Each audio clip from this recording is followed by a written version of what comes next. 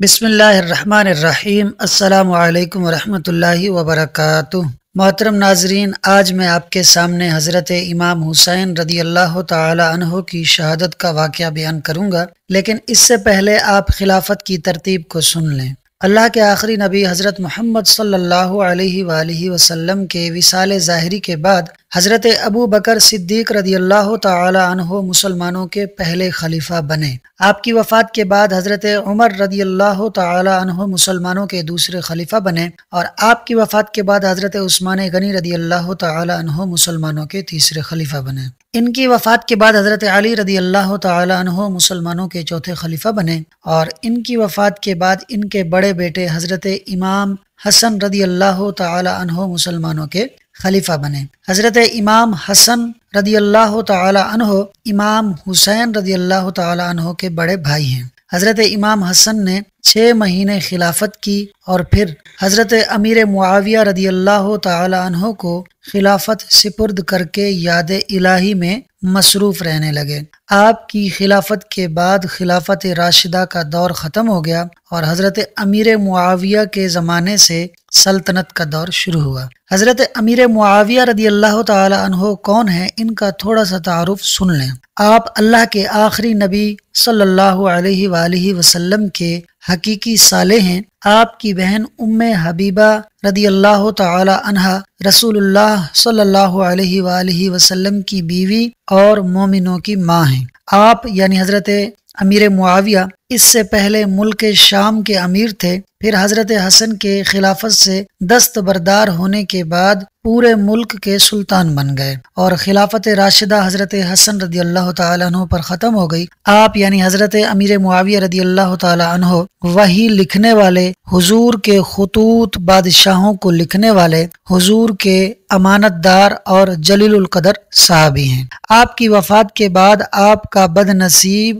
اور آل رسول کا دشمن بیٹا یزید مسند سلطنت پر قابض ہو گیا۔ یزید کیسا انسان تھا، اس کو بھی تھوڑا سا آپ جان لیں۔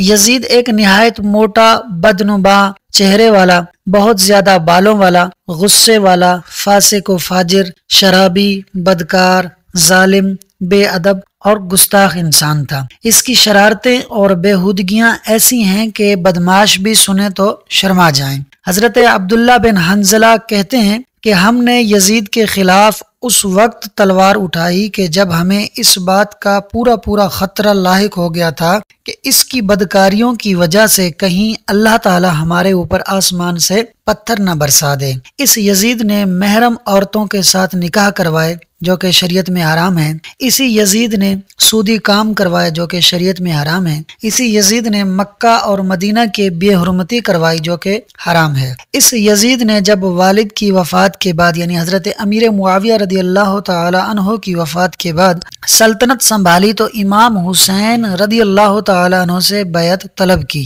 کیوں؟ تاکہ اپنے ہر ناجائز کام پر اس بات کو دلیل بنا سکے کہ اگر میں غلط ہوں تو پھر امام حسین نے میری بیعت کیسے کر لی ہے۔ لہٰذا امام حسین نے اس کی بیعت کرنے سے انکار کر دیا اور مدینے سے ہجرت کر کے مکہ شریف چلے گئے۔ پھر کوفے کے رہنے والے مسلمانوں نے تقریباً 150 خطوط لکھ کر امام حسین کو اس بات کا یقین دلایا کہ ہم آپ کے ساتھ ہیں، آپ کی بیعت کرنے کو تیار ہیں، ہم یزید کو اپنا سلطان نہیں مانتے، اگر آپ نہ آئے تو کل بروز قیامت ہم اس بات سے بری ذمہ ہوں گے کہ ہم نے یزید کی پیروی کیوں کی۔ امام حسین نے یہ خطوط پڑھ کر تصدیق کے لیے اپنے چچا زاد بھائی مسلم بن عقیل کو نائب بنا کر کوفے میں بھیجا۔ امام مسلم بن عقیل کا کوفے والوں نے پرتپاک استقبال کیا اور تقریباً 12,000 کوفی لوگوں نے آپ کے ہاتھ پر بیعت کی۔ آپ نے کوفے والوں سے مطمئن ہونے کے بعد امام حسین کو کوفہ آنے کے لیے خط لکھ دیا۔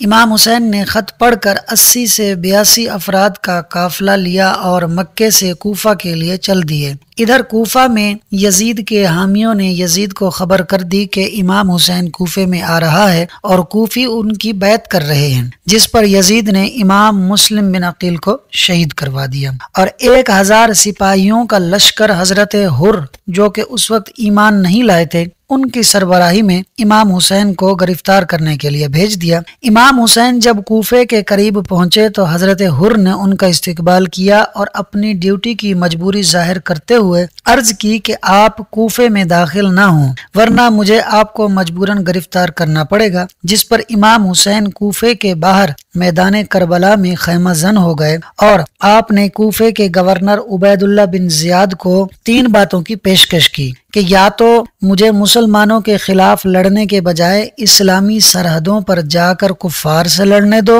یا پھر مجھے مدینے جانے دو، یا پھر مجھے یزید تک پہنچا دو تاکہ میں خود اس سے بات کر سکوں۔ مگر عبید اللہ بن زیاد جو کوفے کا گورنر تھا اور یزید کی طرف سے ہی مقرر کیا گیا تھا، یہ نہ مانا اور اس نے امام حسین سے مسلسل بیعت کا تقاضا کیے رکھا کہ آپ یزید کے حق میں بیعت کریں، جس پر آپ نے یزید کی بیعت سے صاف انکار کر دیا تو عبید اللہ بن زیاد نے جنگ چھیڑ دی۔ آپ کے ساتھ 80 سے 82 افراد تھے اور دوسری طرف یعنی عبید اللہ بن زیاد کے ساتھ تقریباً 22,000 کا لشکر تھا۔ حضرت حر اس وقت یزیدی لشکر کو چھوڑ کر امام حسین رضی اللہ تعالیٰ عنہ کی طرف ہو گئے اور جنگ میں مسلمان ہو کر شہادت کا رتبہ پایا۔ اس کے بعد اس جنگ میں امام حسین رضی اللہ تعالیٰ عنہ پر تیروں کی بوچھاڑ کر کے چاروں طرف سے آپ کو چھلنی کر دیا گیا، اور پھر جب آپ نماز کے لیے سجدے میں گئے تو لعنتی شمر نے تلوار کے وار سے آپ کا مبارک سر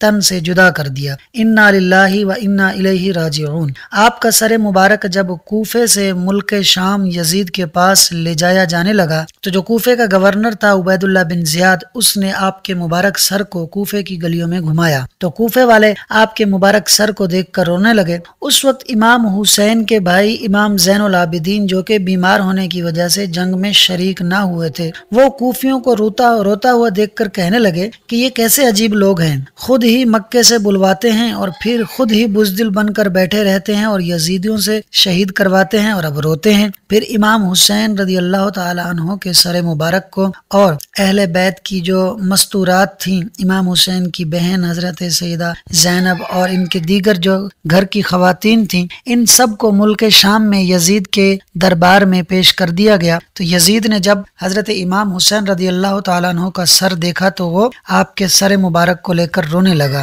اور یزید کے گھر والوں نے 3 دن تک رونا پیٹنا مچائے رکھا۔ اس وقت سیدہ زینب رضی اللہ تعالی عنہا نے فرمایا تھا کہ اگر تم یہ سمجھتے ہو کہ تمہارے رونے دھونے سے، تمہارے آنسوؤں سے جو تم نے جرائم کیے ہیں وہ معاف ہو جائیں گے تو پھر ایسے ہی صحیح تم قیامت تک روتے رہو گے۔ اس کے بعد یزید نے حضرت امام حسین رضی اللہ تعالی عنہ کے سر انور کو ان کی والدہ بی بی فاطمہ رضی اللہ تعالی عنہا کے پہلو میں مدینے میں دفن کروا دیا۔ آپ کا جسم اقدس میدان کربلا میں دفن ہوا اور پھر مدینے کے مسلمانوں نے یزید کے خلاف بغاوت شروع کر دی، جس کے بعد یزید نے لشکر کشی کر کے تقریباً 700 صحابہ کرام کو شہید کروایا۔ تو یہ مختصر واقعہ تھا امام حسین رضی اللہ تعالیٰ عنہ کی شہادت کا، اور اس کے پیچھے کیا وجوہات تھیں یہ میں نے آپ کو مختصر انداز میں بیان کر دی ہیں۔ دوستو اگر آپ کو ہماری اس ویڈیو سے کچھ سیکھنے کو ملا ہو تو ویڈیو کو لائک اور شیئر کر دیں اور فاز سنو یوٹیوب چینل کو سبسکرائب کر لیں۔